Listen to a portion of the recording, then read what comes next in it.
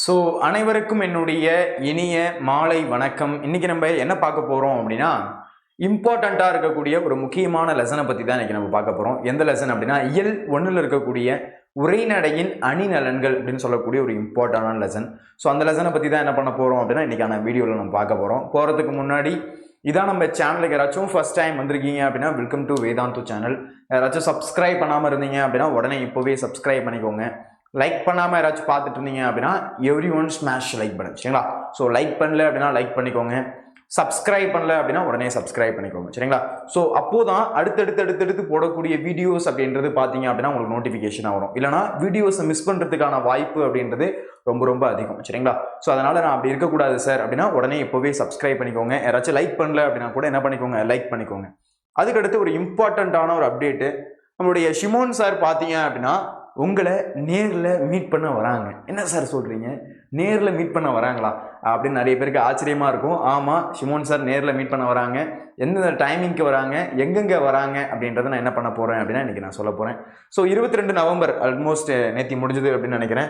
So பார்த்தீங்க அப்படின்னா சென்னையில் இருக்கக்கூடிய தாம்பரம், சரிங்களா? தாம்பரத்தை சுற்றி இருக்கக்கூடிய பசங்க போய் ஷிமோன் சாரை மீட் பண்ணியிருப்பீங்க. ஸோ 23 நவம்பர், அதாவது இன்னைக்கு ஆக்சுவலாக நான் இந்த வீடியோ எடுக்கும்போது காலையிலேயே முடிஞ்சிருக்கும்.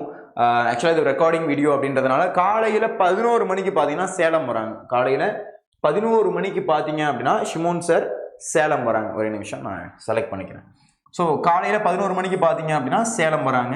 அடுத்து 23 நவம்பர் பார்த்தீங்கன்னா ஈவினிங் 5 மணிக்கு பார்த்தீங்கன்னா ஈரோடு. 23 நவம்பர் ஈவினிங் 5 மணிக்கு பார்த்தீங்கன்னா ஈரோடு. அடுத்து 29 நவம்பர் 5 மணிக்கு ஈவினிங் 5 மணிக்கு பார்த்தீங்க அப்படின்னா சென்னையில் இருக்கக்கூடிய வேளச்சேரி.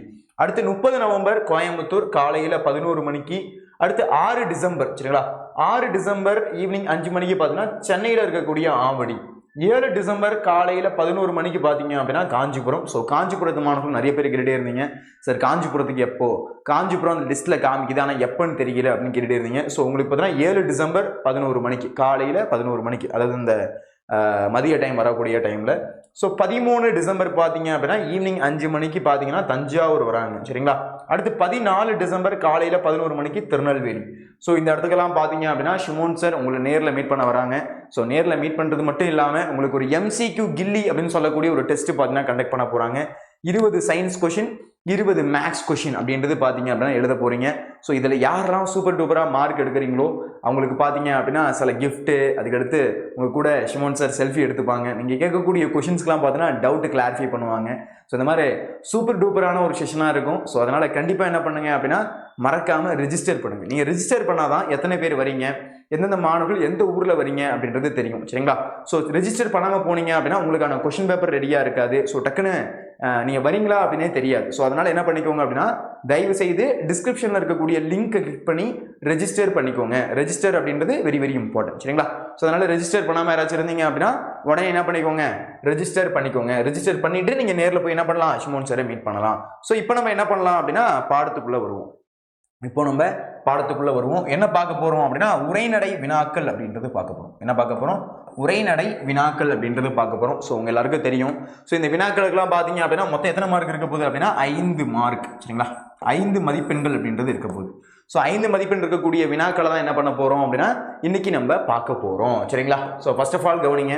ஸோ தாவரங்களின் அடிப்பகுதியை குறிக்கும் சொற்களை எழுதுக. ரொம்ப முக்கியமான கேள்வி. ஸோ இம்பார்ட்டண்ட்டாக நான் சொல்லணும்னு நினச்சது, நம்மளுடைய புக்கில் இந்த PDF பார்த்தீங்க அப்படின்னா, அதாவது இந்த புக்கில் பார்த்தீங்க அப்படின்னா இந்த கொஷின்ஸ் எல்லாம் ரொம்ப டீட்டெயில்டாக ரொம்ப தெளிவாக கொடுத்துருக்கோம்.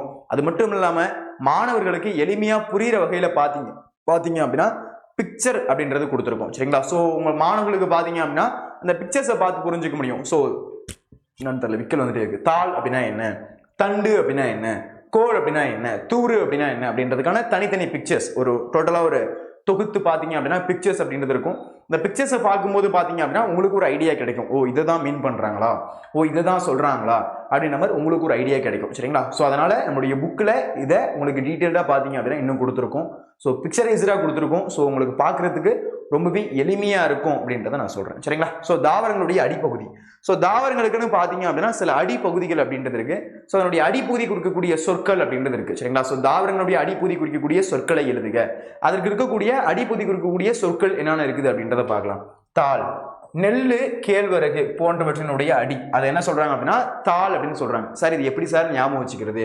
இதுக்கு ஏதாச்சும் ஒரு ஷார்ட்கட் சொல்லுங்க சார் அப்படின்னா, நெற்தாள் கேழ்வரகு தாள், நெல்தாள் கேழ்வரகு தாள், நெல்தாள் கேழ்வரகு தாள், தண்டு கீரைத்தண்டு வாழைத்தண்டு, தண்டு கீரைத்தண்டு வாழைத்தண்டு, கோல் நெட்டி மிளகாய் செடி, நெட்டிக்கோள் மிளகாய்க்கூழ் அப்படின்னு சொல்லுவாங்க, நெட்டிக்கோள் மிளகாய்க்கூழ், தூறு குத்துப்புதர், பாருங்க குத்துச்செடி புதர்ச்செடி, குத்துச்செடி புதர்ச்செடி, குத்துத்தூறு புதர்த்தூறு அப்படின்னு சொல்லுவாங்க. தட்டு அல்லது தட்டை, கம்பந்தட்டை சோளந்தட்டை, கம்பந்தட்டை சோளந்தட்டை, கருமி நடிய பார்த்தீங்க அப்படின்னா கருமி நடிய பார்த்தீங்க அப்படின்னா கழிக்கணும், மூங்கில நடிய களையணும். சரிங்களா? புளியடி வேம்படி, அவ்வளோதான்டா, இன்னும் பெருசாலாம் கிடையாது. சரியா? ரொம்ப ஈஸியானதான். ஸோ புளியடி வேம்படி. இப்போ நம்ம என்னென்ன பார்த்தோம் அப்படின்றது ஒரு குயிக் ரிவிஷன் மாதிரி பாருங்க. தாள் நெல் கேழ்வரகு போன்றவற்றின் அடி, நெல் கேழ்வரகு போன்றவற்றின் அடி தாள். அது எப்படி சொல்றாங்க? நெல்லு கேழு தாள். எப்படி சொல்லலாம்? நெல் தாள் கேழ்வரகு தாள், நெல் தாள் கேழ்வரகு தாள். அடுத்து தண்டு கீரைத்தண்டு வாழைத்தண்டு, கீரைத்தண்டு வாழைத்தண்டு, நெட்டிக்கோள் மிளகாய்க்கோள் அடி, நெட்டிக்கோள் மிளகாய்க்கோள் அடி, தூறு குத்துச்செடி புதர்த்தூறு, குத்துச்செடி புதர்த்தூறு, தட்டு கம்பந்தட்டை சோளந்தட்டை, தட்டு அல்லது தட்டை, கம்பந்தட்டை சோளத்தட்டை, கருமி நடிய கழிக்கணும். என்ன சொல்றாங்க? கருமி நடிய கழிக்கணும், மூங்கில் நடிய களையணும், கருமி நடிய கழிக்கணும், மூங்கில் நடிய களையணும். சரிங்களா? ஸோ அடுத்து கடைசியா வந்தீங்க அப்படின்னா புளியடி வேம்படி, கடைசியா வந்தோம் அப்படின்னா புளியடி வேம்படி அப்படின்றது வருது. சரிங்களா? ஸோ ஃபர்ஸ்ட் ஆஃப் ஆல் இதுவரை எல்லாருக்கும் தெளிவா புரியுதா அப்படின்றத பாருங்க. ஃபர்ஸ்ட் ஆஃப் ஆல் இது எல்லாருக்கும் தெளிவா புரியுதா, கிளியர் ஆகுதா அப்படின்னு பாருங்க. இவ்வளவுதான் தாவரங்களுடைய அடிப்பகுதி குறிக்கக்கூடிய சொற்கள் அப்படின்றது, அவ்வளவுதான், பெருசா கஷ்டமே கிடையாது. சரிங்களா? ஒரே நிமிஷம் ஏசி ஆன் பண்ணிக்கிறேன், ரொம்ப வேகுது.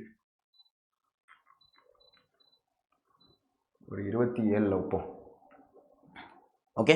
ஸோ தாவரங்களுடைய அடிப்பகுதி குறிக்கக்கூடிய சொற்கள் அப்படின்றது இதுதான். சரிங்களா? தாள் நெல் கேழ்வரகு போன்றவற்றினுடைய அடி, தண்டு கீரைத்தண்டு வாழைத்தண்டு, கோல் நெட்டி கோள் மிளகாய் கோலடி, தூறு குத்து புதர் தூரடி, தட்டு அல்லது தட்டை கம்பந்தட்டை சோளத்தட்டை அப்படின்றது சொல்லுவோம். ஸோ கருமினுடைய அடி மூங்கிலின் அடியை களையணும், கருமின் அடியை கழிக்கணும். சரியா? இதுதான் ஷார்ட்கட். கருமின் அடியை கழிக்கணும்,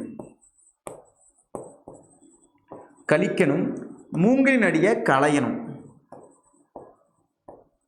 சரிங்களா? கழிக்கணும் வேற, களையணும் வேற. கரிமின் அடியை கழிக்கணும், மூங்கிலின் அடியை களையணும்.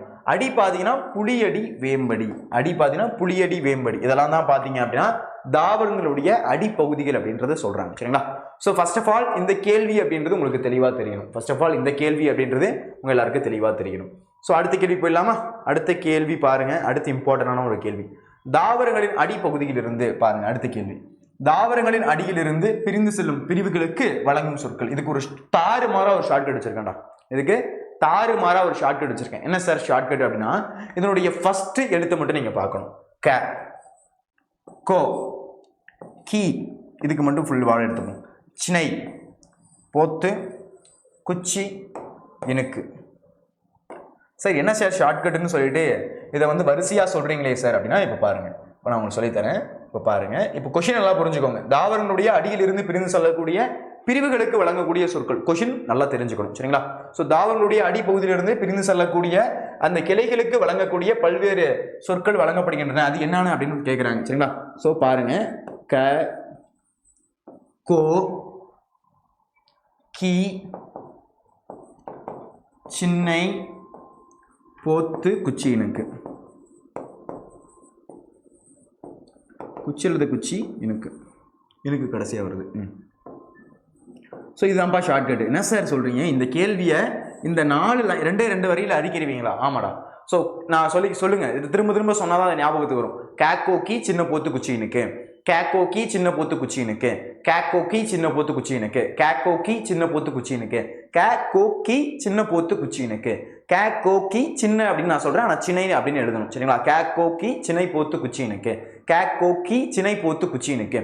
ஸோ எந்த அளவுக்கு இந்த கொஷின்ஸை இந்த மாதிரி நீங்கள் திரும்ப திரும்ப திரும்ப திரும்ப ப்ராக்டிஸ் பண்ணுறீங்களோ, ஸோ உங்களுக்கு ரொம்பவே எளிமையாக இருக்கும், ஈஸியாக உங்களால் ப்ரிப்பேர் பண்ண முடியும். சரிங்களா? அவ்வளோதான்டா, பெருசாக கஷ்டமே கிடையாது. கேக்கோக்கி சின்னை போத்து குச்சினுக்கு, கேக்கோக்கி சின்னை போத்து குச்சினுக்கு. ஸோ கவை, அதுக்கடுத்து பார்த்தீங்கன்னா கொம்பு அல்லது கொப்பு, கிளை சினை போத்து குச்சி அல்லது இனுக்கு. கவை கொம்பு கிளை சினை போத்து குச்சி இனுக்கு. அப்போது இது எப்படி சார் நான் எழுதுறது, எப்படி நான் ஒன்று பின்னாடி நான் வரிசையாக எழுதுறது அப்படின்றத பாருங்க. இது அடி மரத்திலிருந்து நேராக பிரியும் மாபெரும் கிளையை குறிக்கிறது. இது அடி மரத்திலிருந்து நேராக பிரியக்கூடிய மாபெரும் கிளையை குறிக்கிறது. நேராக பிரியக்கூடிய மாபெரும் கிளை. ஸோ அடி மரத்திலிருந்து என்ன பண்ணுதான், நேராக பிரியக்கூடிய மாபெரும் கிளை. இதுக்கு பேரு பார்த்தீங்கன்னா கவை. ஸோ கிளை, கொம்பு, இப்போ நான் சொல்லும்போது உங்களுக்கு புரியும், சரிங்களா? ஸோ இது அடி மரத்திலிருந்து நேராக பிரியும் மாபெரும் கிளையை குறிக்கிறது, அது கவை. கொம்பு அல்லது கொப்பு. இப்போ நம்ம கவையை சொன்னோமா, அந்த கவை இங்கே வந்துடணும். கவையினுடைய அடுத்த பிரிவாக இது அமைகிறது. அப்படியே ஒன்று பின்னாடி அமையண்டா, அவ்வளோதான்டா. ஸோ கவை, கவை அப்படின்றது உங்களுக்கு தெரியும் நினைக்கிறேன். இப்போ எக்ஸாம்பிளுக்கு பார்த்தீங்க அப்படின்னா இந்த மாதிரி இருக்கும்டா, இந்த மாதிரி இருக்கும், சரிங்களா? இதை என்ன சொல்லுவோம் அப்படின்னா கவை அப்படின்னு சொல்லுவோம், சரிங்களா? ஸோ இது அடி மரத்துல, இதான் அடிமரம் அப்படின்னு வச்சுப்போம், அடிமரம். ஸோ அந்த அடிமரத்துலேருந்து நேராக பிரியக்கூடிய மாபெரும் கிளை, அதை தான் என்ன சொல்றாங்க, அதை தான் கவை அப்படின்னு சொல்றாங்க. இந்த கவையிலேருந்து ரெண்டா பிரியும். இந்த கவையிலேருந்து பார்த்தீங்கன்னா இன்னும் ரெண்டா பிரியும். அதுக்கு பேர் பார்த்தீங்க அப்படின்னா கொம்பு அல்லது கொப்பு. இதுக்கு என்ன சொல்றாங்க, கொம்பு அல்லது கொப்புன்னு சொல்றாங்க. அந்த கொம்பு அல்லது கொப்புலேருந்து இன்னும் ரெண்டா பிரியுது, அதுக்கு பேர் பார்த்தீங்கன்னா கிளை, சரியா? அந்த கிளையிலேருந்து ஒன்று பிரியுது, அதுக்கு பேர் பார்த்தோன்னா போத்து. அந்த போத்துலேருந்து ஒன்று பிரியுது, அதுக்கு பேர் குச்சி. அந்த குச்சிலேருந்து ஒன்று பிரியுது, அதுக்கு பேர் பார்த்தோன்னா இனுக்கு, சரிங்களா? அவ்வளோதான். அந்த அடிமரம் இருக்குடா, இதான் அடிமரம். நான் ஒரு மரம் அப்படின்னு வச்சுக்குவோம், சரியா? என்கிட்ட பார்த்தோன்னா ரெண்டு பிரிவு பிரியுது, இதுக்கு பேர் பார்த்தோன்னா கவை. இந்த கவையிலேருந்து பார்த்தீங்கன்னா ஒரு ரெண்டு பிரிவு பிரியுது, அதுக்கு பேர் கொம்பு அல்லது கொப்பு. அந்த கொம்பு கொப்புலேருந்து ரெண்டு பிரிவு பிரியுது, அதுக்கு பேர் பார்த்தோன்னா கிளை. கிளையிலேருந்து ரெண்டு பிரிவு பிரியுது, அதுக்கு பேர் சினை. சினையிலேருந்து ரெண்டு பிரிவு பிரியுது, அதுக்கு பேர் என்னது, போத்து. போத்துலேருந்து ரெண்டு பிரிவு பிரியுது, அதுக்கு பேர் குச்சி. குச்சியிலேருந்து ரெண்டு பிரிவு பிரியுது, அதுக்கு பேர் இனுக்கு, சரிங்களா? அவ்வளோதான், தட்ஸ் இட். பெருசாக கஷ்டமே கிடையாது. ஸோ கவை, கொம்பு, கிளை, சினை, போத்து, குச்சி, இனுக்கு, இதை நீங்கள் வரிசையாக ஞாபகம் வச்சுக்கிட்டீங்க அப்படின்னா பாக்கி எல்லாத்தையும் வரிசையாக எழுதிடலாம்டா. பாக்கி எல்லாத்தையும் என்ன பண்ணலாம், வரிசையாக எழுதிடலாம், கஷ்டமே கிடையாது, சரிங்களா? ஸோ இது அடி மரத்திலிருந்து நேராக பிரியும் மாபெரும் கிளையை குறிக்கிறது. அடி மரத்திலிருந்து நேராக பிரியக்கூடிய மாபெரும் கிளையை குறிக்கிறது கவை.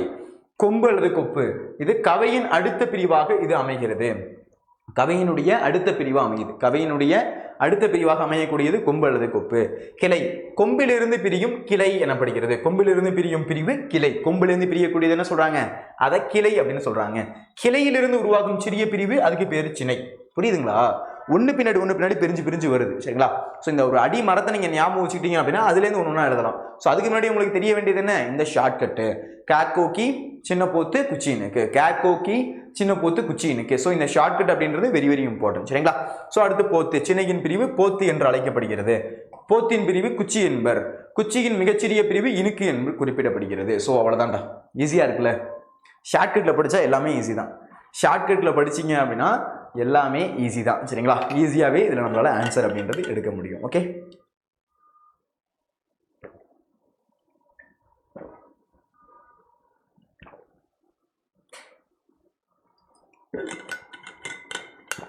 ஓகே, புரியுதா? ஸோ அவ்வளோதான்டா. இந்த ரெண்டாவது கேள்வி ஒன்றுமே கிடையாது, சிம்பிளான கேள்வி தான், சரியா? ஸோ கேக்கோக்கி சின்ன போத்து குச்சினுக்கு, கேக்கோக்கி சின்ன போத்து குச்சினுக்கு, தட்ஸ் இட், சரியா? தட்ஸ் இட், ஈஸி தூசி அப்பள வடை, சரியா? தாறுமாறு தக்காளி சோறு என்ன பண்ணிக்கலாம், ஞாபகத்தில் வச்சுக்கலாம், சரியா? அடுத்து மூணாவது கேள்வி பாருங்க. ஓகே, இந்த கேள்வி வந்து 2 பேஜ் வருதுன்னு நினைக்கிறேன். ஓகே, 2 பேஜ் வருது. ஸோ என்னென்ன கொடுத்துருக்காங்க அப்படின்னு பார்ப்போம். ஸோ காய்ந்த தாவரத்தின் அடிப்பகுதிகளையும், காஞ்சி போன தாவரம் அதனுடைய அடிப்பகுதிகளையும் கிளைகளையும் குறிக்க தமிழில் வழங்கும் சொற்கள் யாவை? அவற்றை எடுத்துக்காட்டுடன் விளக்கி எழுதுக. அதை என்ன பண்ண சொல்றாங்க, எடுத்துக்காட்டுடன் எழுத சொல்றாங்க. காய்ந்த தாவரத்தினுடைய அடிப்பகுதிகளையும் கிளைகளையும் குறிக்க தமிழில் வழங்கும் சொற்கள். அந்த மாதிரி காஞ்சி போன தாவரம், ஒரு நிமிஷம் தண்ணி குடிச்சதா ஒரு மாதிரி செரிக்கிற மாதிரி ஏப்ப மாதிரியா, இது என்னன்னே தெரில, ஒரு மாதிரி விக்கிக்கிட்டே இருக்கிற மாதிரி இருக்கு. காய்ந்த தாவரத்தினுடைய அடிப்பகுதியும், காஞ்சி போன தாவரத்தினுடைய அடிப்பகுதியையும் கிளைகளையும், அதனுடைய கிளைகளையும் குறிக்க தமிழில் வழங்கும் சொற்கள் யாவை? தமிழில் வழங்கக்கூடிய சொற்கள் என்னென்ன இருக்குது, அவற்றை எடுத்துக்காட்டுடன் விளக்கி எழுதுக. அது என்ன பண்ண சொல்றாங்க, எடுத்துக்காட்டோட விளக்கி எழுத சொல்றாங்க. எடுத்துக்காட்டோட என்ன பண்ண சொல்றாங்க, விளக்கி எழுத சொல்றாங்க. ஸோ காய்ந்த தாவரங்களின் அடிப்பகுதிகள் மற்றும் கிளைகளுக்கு தமிழில் தனிச்சிறப்பு மிக்க பல சொற்கள் வழங்கப்படுகின்றன. அவை அவற்றின் அளவு மற்றும் தன்மைக்கேற்ப வேறுபடுகின்றன. அப்போ காஞ்ச தாவரத்தினுடைய அடிப்பகுதிகள் மற்றும் கிளைகளுக்கு தமிழில் தனிச்சிறப்பு மிக்க பல சொற்கள் வழங்கப்படுது. ஸோ இந்த மாதிரி நிறைய வார்த்தைகள், நிறைய சொற்கள் அப்படின்றது வழங்கப்படும். காய்ந்த தாவரங்களுடைய அடிப்பகுதிகள் மற்றும் கிளைகளுக்கு, காஞ்சி போன தாவரம் இருக்குல்லப்பா, காஞ்சி போன தாவரங்களுக்கு அதனுடைய அடிப்பகுதி மற்றும் கிளை பகுதிகளுக்கு பார்த்தோன்னா தமிழ்ல நிறையவே தனிச்சிறப்பு மிக்க சில சொற்கள் அப்படின்றது வழங்கப்படுது. அவை அவற்றின் அளவு மற்றும் தன்மைக்கேற்ப வேறுபடுது. அது அவனுடைய அளவு மற்றும் அதனுடைய தன்மைக்கேற்ப பார்த்தீங்க அப்படின்னா மாறுபடுது. அதனுடைய தன்மைக்கேற்ப என்ன பண்ணுதான், அது மாறுபடுது. ஃபர்ஸ்ட் சுள்ளி அப்படின்றது கேள்விப்பட்டிருக்கோம். சுள்ளி எல்லாம் பொறுக்கிட்டு வா அப்படின்னு சொல்லுவாங்க. அம்மா என்ன சொல்லுவாங்க, அங்க கடக்க சுள்ளி எல்லாம் என்ன பண்ணு பொறுக்கிட்டு வா அப்படின்னு சொல்லுவாங்க. சுள்ளி இது காய்ந்து போன மிகச்சிறிய குச்சியை குறிக்கிறது. காஞ்சி போன மிகச்சிறிய குச்சி, காஞ்சி போன குச்சி அப்படி காய்ந்து போன மிகச்சிறிய குச்சியை குறிக்கிறது தான் பார்த்தீங்க அப்படின்னா சுள்ளி அப்படின்னு சொல்றாங்க. சுள்ளி என்றால் காய்ந்து போன மிகச்சிறிய குச்சி, காஞ்சி போன மிகச்சிறிய குச்சியை குறிக்கக்கூடியது சுள்ளி. காய்ந்து போன சிறு கிளைகளுக்கு விறகு என்ற சொல் பயன்படுத்தப்படுகிறது. அடுத்து பார்த்தீங்க அப்படின்னா விறகு. ஸோ காஞ்சி போன சிறு கிளை, காஞ்சி போன சிறு கிளைகளுக்கு இடையே இருக்கக்கூடிய அதை விறகு அப்படின்னு சொல்றாங்க. சரிங்களா? ஸோ காஞ்சி போன தாவரத்தினுடைய அடிப்பகுதிகளையும் கிளைகளையும் குறிக்க தமிழில் வழங்கக்கூடிய சொற்கள் என்னென்ன இருக்கு, அதை எடுத்துக்காட்டோடு எழுத சொல்றாங்க. First point. சரிங்களா? காய்ந்த தாவரத்தினுடைய அடிப்பகுதிகளையும் அதனுடைய கிளைகளையும் குறிக்க தமிழில் வழங்கக்கூடிய சொற்கள் என்னென்ன இருக்கு, அதை எடுத்துக்காட்டோடு எழுத சொல்றாங்க. ஸோ காய்ந்த தாவரத்தினுடைய அடிப்பகுதிகள் மற்றும் கிளை பகுதிகளுக்கு தமிழில் தனிச்சிறப்பு மிக்க பல சொற்கள் அப்படின்றது வழங்கப்படுது. அவை அவற்றின் அளவு மற்றும் தன்மைக்கேற்ப வேறுபடுது. அது அதனுடைய அளவு மற்றும் தன்மைக்கேற்ப மாறுபடுது. இப்போ சுள்ளி அப்படின்னு வச்சுக்கோங்க, இது காஞ்சி போயிருக்கும், நல்லா காஞ்சி போயிருக்கும். வீடெல்லாம் சொல்லுவாங்க சுள்ளியை பொறுக்கிட்டு வா. கிராமத்தில் இருந்தீங்க அப்படின்னா இந்த வார்த்தையெல்லாம் நல்லாவே தெரியும், எனக்குலாம் நல்லா தெரியும். சுள்ளி அப்படின்னு சொல்லுவாங்க. அந்த சுள்ளியெல்லாம் பொறுக்கிட்டு வா அப்படின்னு சொல்லுவாங்க. ரொம்ப மெலிசா இருக்கும், காஞ்சி போயிருக்கும். இது காய்ந்து போன, காஞ்சிருக்கும், நல்லா வந்து பார்த்தீங்கன்னா எடுத்து அடுப்பில் வச்சோம் அப்படின்னா நல்லா எரியும். ஸோ காய்ந்து போன மிகச்சிறிய குச்சி, ரொம்ப சின்னதாக இருக்கும், இவ்வளோதான் இருக்கும். அந்த காய்ந்து போன மிகச்சிறிய குச்சிக்கு பேர் என்ன சொல்றாங்க, சுள்ளி அப்படின்னு சொல்றாங்க. காஞ்சி போன மிகச்சிறிய குச்சியை குறிக்கக்கூடியது சுள்ளி அப்படின்னு சொல்றாங்க. விறகு, காய்ந்து போன சிறு கிளைகளுக்கு விறகு என்ற சொல் பயன்படுத்தப்படுகிறது. காய்ந்து போன சிறு கிளை, சின்னதாக பார்த்தீங்கன்னா சின்ன சின்ன கிளையாட்டம் இருக்கும். ஸோ காய்ந்து போன சிறுகிளைகளுக்கு விறகு என்ற சொல் பயன்படுத்தப்படுகிறது. காய்ஞ்சி போன சிறுகிளைகளுக்கு விறகு அப்படின்ற சொல் பயன்படுத்தப்படுதாம். என்ன சொல் பயன்படுத்தப்படுது, விறகு அப்படின்ற சொல் பயன்படுத்தப்படுது. என்ன சொல் பயன்படுத்தப்படுதாம், விறகு அப்படின்ற சொல் பயன்படுத்தப்படுது. சரிங்களா? காய்ந்து போன சிறுகிளைகளுக்கு விறகு என்ற சொல் பயன்படுத்தப்படுகிறது. என்ன சொல் பயன்படுத்தப்படுகிறது, விறகு அப்படின்னு சொல்லக்கூடிய ஒரு சொல் பயன்படுத்தப்படுகிறது. இப்போ விறகு அப்படின்னா என்னது, காஞ்சி போன சிறு கிளை. முன்னாடி பார்த்தோம்ல சிறுகிளை, சினை, போத்து, குச்சி, இனுக்கு, அந்த மாதிரி காஞ்சி போன சிறுகிளைக்கு பேர் என்ன சொல்றாங்க, அதை விறகுன்னு சொல்றாங்க. காய்ந்து போன மிகச்சிறிய குச்சியை குறிக்கிறது சுள்ளி அப்படின்னு சொல்றாங்க. அதுக்கு பேர் என்ன, சுள்ளி அப்படின்னு சொல்றாங்க. அடுத்து வாங்க, அடுத்து வெங்கலி அப்படின்றது பாருங்க.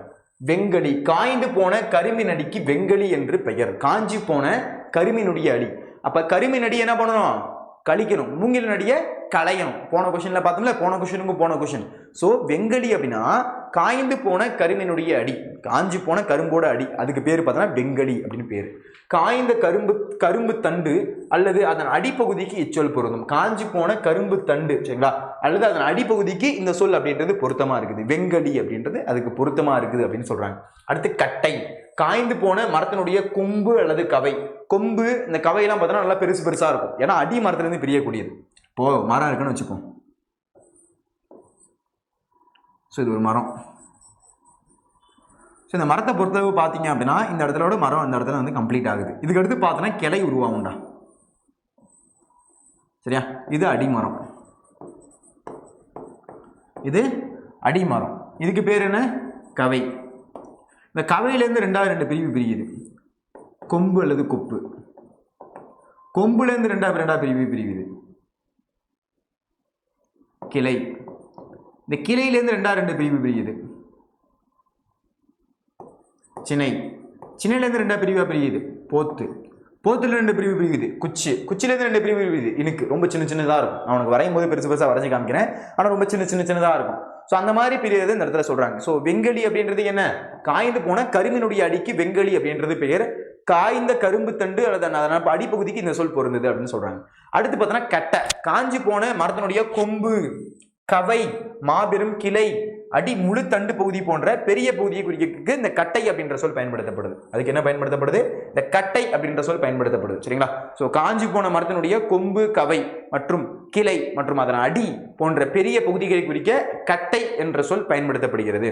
இது பெருத்த காய் மர பகுதியை குறிக்கும். நல்லா பெருந்திருக்கக்கூடிய காய் மரத்தினுடைய பகுதி, இந்த மரத்துல இருந்து பெரிய நல்லா பெருசா இருக்கும்ல, அந்த பகுதியை குறிக்கக்கூடியதான் பார்த்தீங்க அப்படின்னா இந்த கட்டை அப்படின்னு சொல்றாங்க. நம்மலாம் ஊர்ல பேசுவாங்கல்ல, கட்டையை எடுத்து தலையில் அடிங்க அப்படின்னு சொல்லுவாங்க. நல்லா பார்த்தோன்னா உருட்டு கட்டையா இருக்கும், நல்லா பெரிய கட்டையா இருக்கும், அதை எடுத்து தலையில் அடிங்க அப்படின்னு சொல்லுவாங்கல்ல, அந்த மாதிரி. சரியா? இதுக்கு தலையில அடிச்சிடாதீங்க யாரையும். அந்த மாதிரி நம்ம ஊருக்குள்ள சும்மா நம்ம பேசுறப்போ சொல்லுவோம்ல, கட்டை நல்லா பெருசா இருக்கும், அந்த மாதிரி சொல்றது. ஸோ காய்ந்து போன மரத்தின் கொம்பு அல்லது கவி, மாபெரும் கிளை மற்றும் அடி போன்ற பெரிய பகுதிகளை குறிக்க கட்டை என்ற சொல் பயன்படுத்தப்படுகிறது. இது பெருத்த காய்மர பகுதியை குறிக்கும். இது பெருத்த காய்மர பகுதியை குறிக்கக்கூடியது அப்படின்றத சொல்றாங்க. புரியுதுங்களா? ஸோ அண்டர்ஸ்டாண்ட் ஆகுதா? புரியுதா? ஏதாச்சும் புரியல அப்படின்னா கமெண்ட்ல போடுங்க. ஆக்சுவலாக இது ஒரு ரெக்கார்டிங் வீடியோ. ஸோ அதனால எங்க சார் நான் உங்கள்கிட்ட கேட்டுக்கிட்டே இருக்கேன், ரிப்ளைவே பண்ண மாட்டீங்க அப்படின்னா இது ப்ரீமியர் வீடியோ உனக்கு ஓடிக்கிட்டு இருக்கும். சரியா? ஆனால் உங்களால் என்ன பண்ண முடியாது. நான் இந்த டைமில் வந்து ஃப்ரீயாக இருக்கேன் அப்படின்னா பார்க்குறேன். ஆக்சுவலாக என்னன்றதையும் சொல்லிடுறேன். எங்கள் ஆஃபீஸில் வந்து ஒரு பையனோட அக்காவுக்கு ஒர்க் பண்ணக்கூடியவருடைய அக்காவுக்கு வந்து நாளைக்கு வளைகாப்பு. சரியா? அதனால் வந்து அங்கே நான் போகிறேன். அதனால தான் ஞாயிற்றுக்கிழமை இன்னைக்கு கிளாஸ் கிடையாது. ஓகேவா? அதனால தான் நான் இந்த மாதிரி ரெக்கார்டிங் வீடியோ எடுத்து கொடுத்துட்டு போகிறேன். ஓகேவா?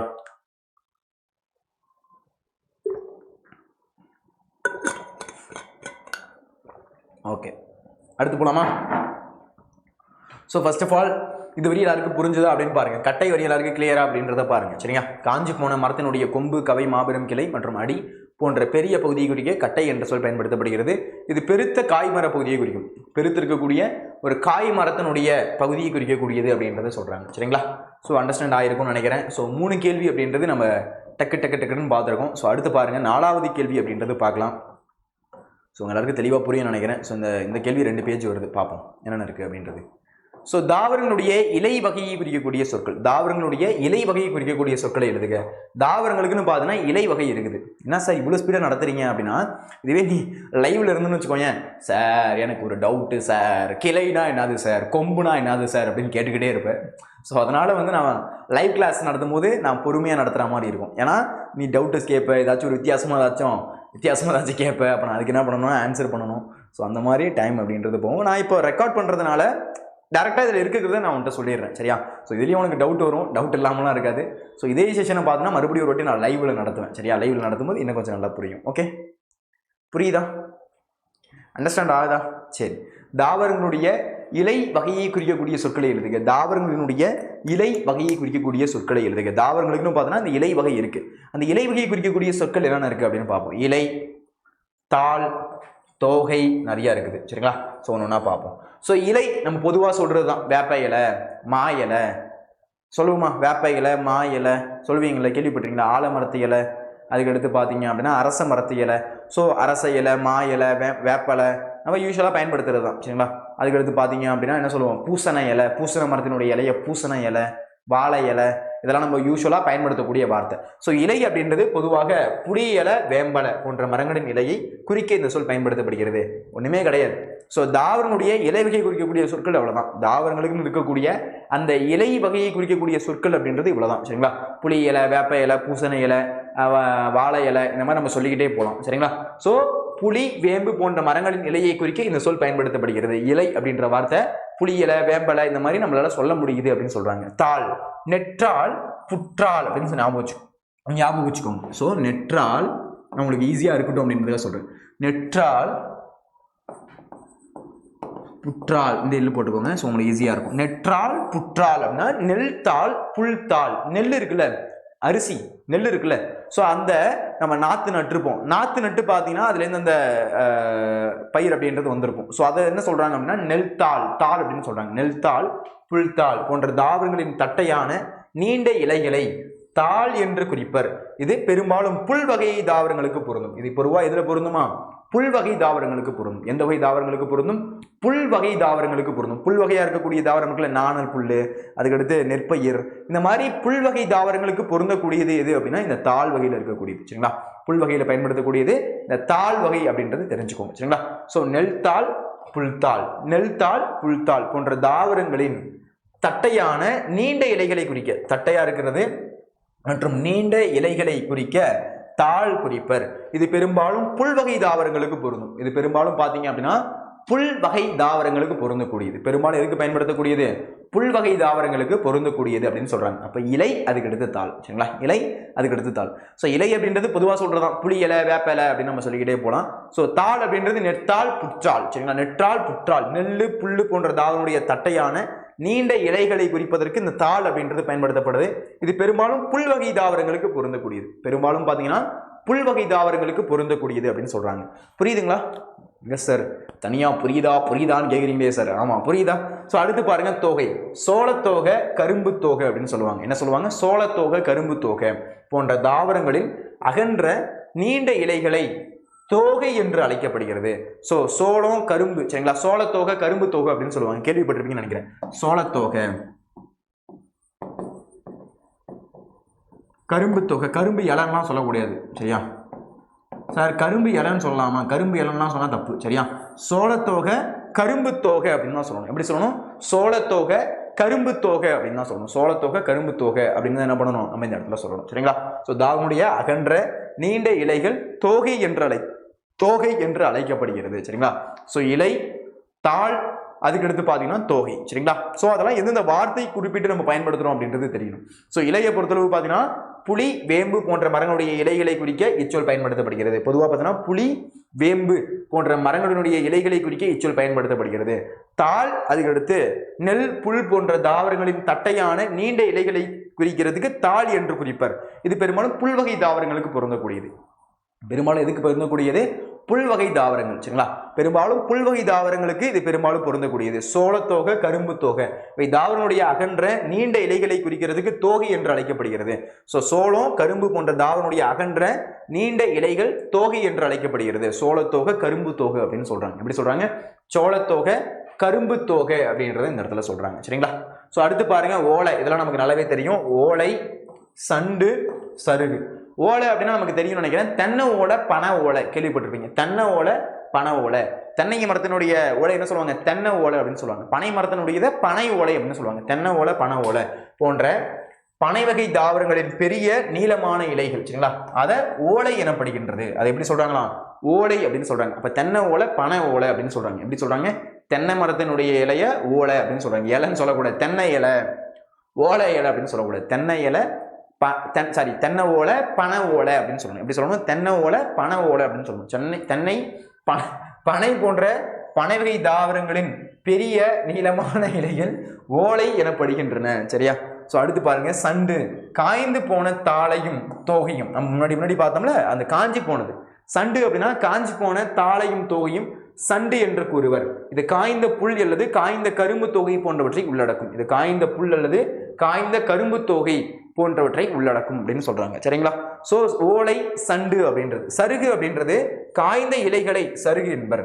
காஞ்சி போன இலை, இப்போ புளி இலை இருக்குல்ல, அது காஞ்சி போயிடுச்சு அப்படின்னு வச்சுக்கோங்க, அதை சருகு அப்படின்னு சொல்றோம். இப்போ வேப்ப இலை இருக்குல்ல, அது காஞ்சி போயிடுச்சு அப்படின்னா அது சருகுன்னு சொல்றோம். ஸோ காய்ந்த இலைகளை சருகு என்று குறிப்பிடுவர். இது பொதுவாக மரங்களில் உதிர்ந்த காய்ந்த இலைகளை குறிக்கிறது. காஞ்சி போன இலை அப்படி பார்த்தீங்கன்னா அப்படியே மேலே அப்படி அந்த காஞ்சி போன எடுத்து அப்படி கையில் அப்படி அமுக்கணும்னு வச்சுக்கோங்க, அப்படியே புதிர்ந்து கொட்டும் சரியா. நீ ஸ்கூல்லலாம் உட்காந்து படிக்கும்போது பார்த்தோன்னா காஞ்சி போன இலை கிடக்கும். அந்த காஞ்சி போன எடுத்து சும்மா அப்படி கையில் எடுத்து ரப் பண்ணு அப்படின்னா அப்படியே கொட்டும், அப்படி புழுதியாக பார்த்தோன்னா கொட்டும். ஸோ அந்த மாதிரி இருக்கிறது தான் சருகு அப்படின்னு சொல்றாங்க. அந்த மாதிரி இருக்கிறது தான் சருகு அப்படின்னு சொல்றாங்க.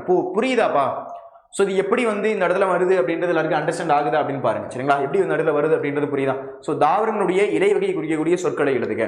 தாவரங்களினுடைய இலை வகையை குறிக்கக்கூடிய சொற்களை எழுதுக. இலை பொதுவாக புளியலை, வேப்பலை, அந்த மாதிரி மரங்களுடைய இலைகளை குறிக்க இந்த சொல் பயன்படுத்தப்படுகிறது. புளியலை, வேப்பலை. அடுத்து பார்த்தீங்க அப்படின்னா தாள், நெற்றாள், புற்றாள். நெற்றாள், புற்றாள் போன்ற தாவரனுடைய தட்டையான நீண்ட இலையான அதை குறிக்கிறதுக்கு தாள் அப்படின்ற சொல் குறிக்கப்படுகிறது. இது பெரும்பாலும் புல்வகை தாவரங்களுக்கு பொருந்தும். பெரும்பாலும் பார்த்தீங்கன்னா புல்வகை தாவரங்களுக்கு பொருந்தக்கூடியது. அடுத்து பார்த்தீங்கன்னா தோகை சரிங்களா. சோளத்தோகை, கரும்பு தோகை அப்படின்னு சொல்றாங்க. இது தாவரனுடைய அகன்ற நீண்ட இலைகளை தோகை என்று அழைக்கப்படுகிறது. ஓலை, தென்னை ஓலை, பனை ஓலை அப்படின்னு சொல்லுவாங்க. தென்னை மரத்தினுடைய இலை என்ன சொல்லுவாங்க, ஓலை அப்படின்னு சொல்லுவாங்க. தென்னை ஓலை, பனை ஓலை. இது பனை வகை தாவரனுடைய பெரிய நீளமான இலைகள், அது குறிக்கிறதுக்கு ஓலை அப்படின்னு சொல்லப்படுது. சண்டு, காஞ்சி போன தாள், காய்ந்து போன தாளையும் தொகையும் சண்டு அப்படின்னு சொல்றாங்க. இது காய்ந்த புல் அல்லது காய்ந்த கரும்பு தொகை போன்றவற்றை உள்ளடக்கக்கூடியது. சருகு, காய்ந்த இலையை சருகு என குறிக்கப்படுகிறது. காஞ்சி போன இலை, அதுக்கு பேர் என்ன சொல்றாங்க, அதை சருகு அப்படின்னு சொல்றாங்க சரிங்களா. ஸோ இந்த மாதிரி மரங்களுடைய உதிர்ந்த காய்ந்த இலைகளை குறிக்கிறதுக்கு இந்த சருகு அப்படின்றது பயன்படுத்தப்படுது சரிங்களா. ஸோ இது எல்லாருக்கும் புரியுதா அப்படின்றத பாருங்க. இது கொஸ்டின் கொஞ்சம் பெருசா போயிட்டு இருக்கோம். ஓகே, குட்டியா ஒரு கேள்வி பார்ப்போமா? குட்டியா ஒரு கேள்வி கூட இல்லையாடா, எல்லாமே 2 பேஜ் தான் வருது. அதாச்சும் பரவாயில்ல, 3 பேஜ் வருது. சரி ஓகே.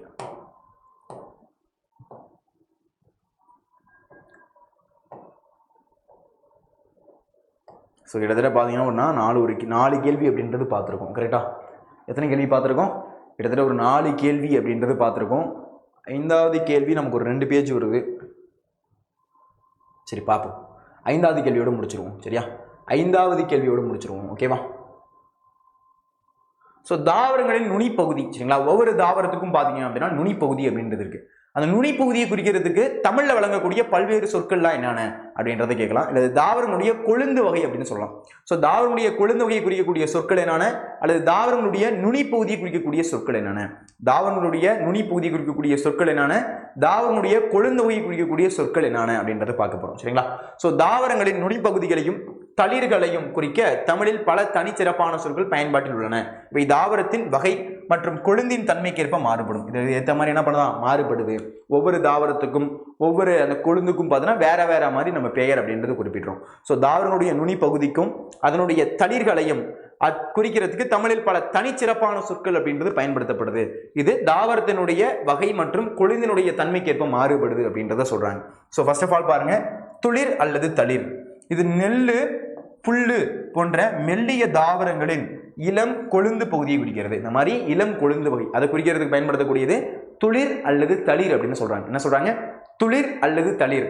ஸோ இது நெல்லு, புல்லு, நல்லா கவனிக்கணும். நெல்லு, புல்லு போன்ற மெல்லிய தாவரங்களின் இளம் கொழுந்து வகை, மெல்லிய தாவரங்களுடைய இளம் கொழுந்து வகையை குறிக்கிறதுக்கு பயன்படுத்தக்கூடியது துளிர் அல்லது தளிர் அப்படின்னு சொல்றாங்க.